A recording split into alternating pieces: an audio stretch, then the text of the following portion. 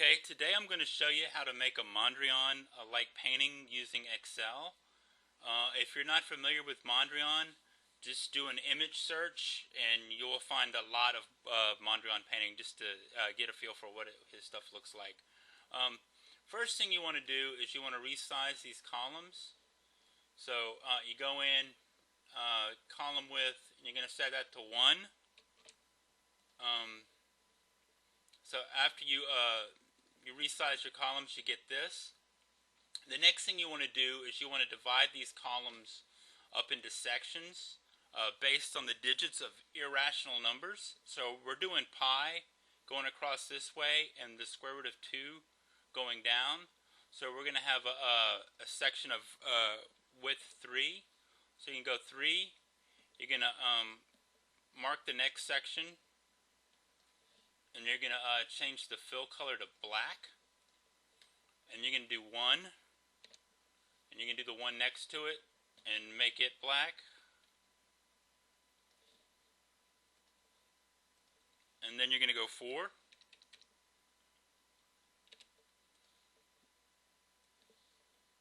And going to make it black. Okay, I've gone in and already divided all the columns. This is what we got here. You can do the same thing for the rows. So square root of 2 is 1. Make it black. 4. So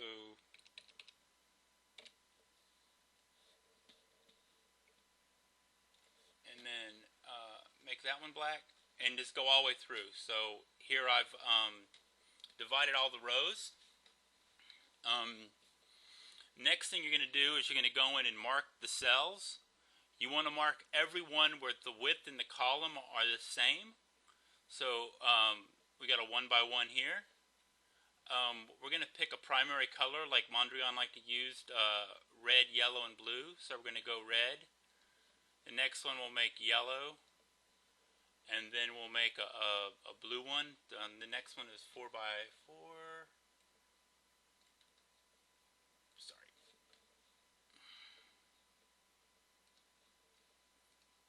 And you just keep going across and alternate red, yellow, blue, and just fill in all the ones that where the width and height are the same.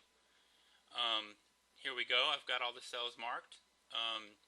The next thing we want to do is we want to start deleting some of these partitions. And you do that based on the number on the top. So we're gonna keep 3 and delete 3 for this one. And you're going to count this here, not as your first one, not this one. So you count this as your first one. So 1, 2, 3. We're going to delete that one. You do that by selecting no fill. 1, 2, 3. No fill. 1, 2, 3. And no fill. It extends a little bit further down. I'll show you why in a bit. And there's about twice as many columns as rows. So I'm going to do 2 columns and then 1 row. So we keep this one, delete this one.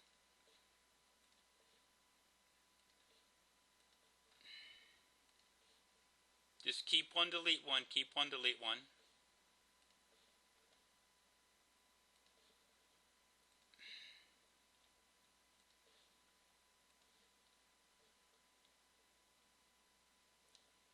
Okay.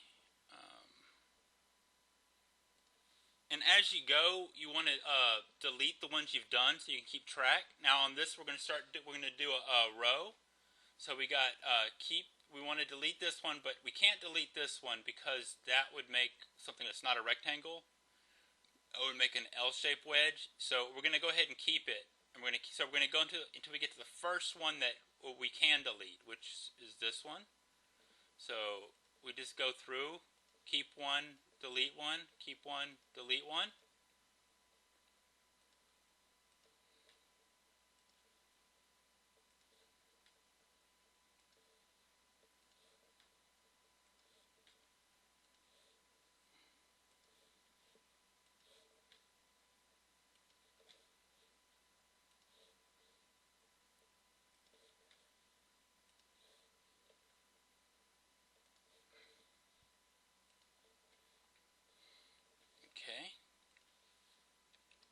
let's do one more time. 1, 2, 3, 4.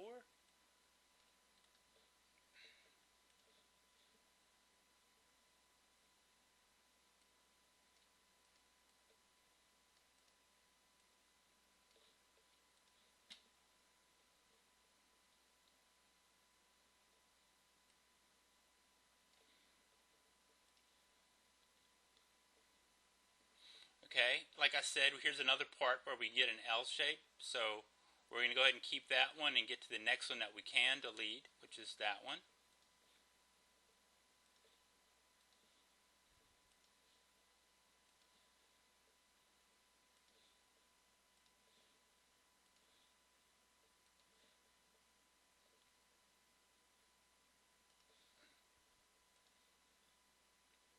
Okay, let's delete those.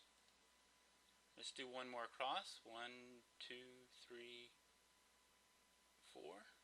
Like us, okay, 4, and then we delete the next one, but we can't because that makes an L shape, so we move on to this one, and then continue on. 1, 2, 3, 4. 1, 2, 3, 4. Keep 4, delete 1. Keep 4, delete 1.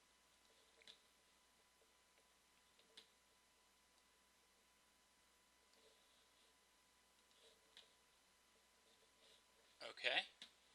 I'm going to show you with all the partitions deleted. Now we've got this. Now what you want to do is you want to go through all the areas where the rectangle is not completely filled in, like right here with the yellow, where it's only partway filled in. So we're going to mark the rest, go up to your fill, and fill it in with the color. I would go and do all the yellows, and then do all the reds, and then do all the blues. And go through all of those like that.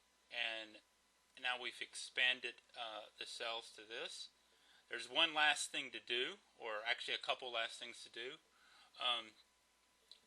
Let's go to page layout and turn off grid lines. And there you have it. The other thing is you want to go through here and hide the ribbon. That gives you a little more room in this vertical direction. And there you have it, a Mondrian-like painting made with Excel.